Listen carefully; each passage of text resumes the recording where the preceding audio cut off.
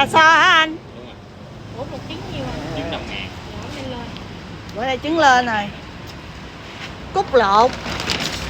Anh lựa con nhỏ chen. Sao che này vậy? Mưa hả? Đúng rồi. Chuẩn bị mưa lớn lắm kìa.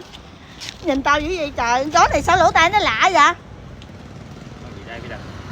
Trời ơi, Thôi không dữ quá à. hung dữ quá trời rồi. Ê, có lỗ tai nhìn lạ ha. Chuẩn bị dữ. Thôi để hôm nay lên thử rồi.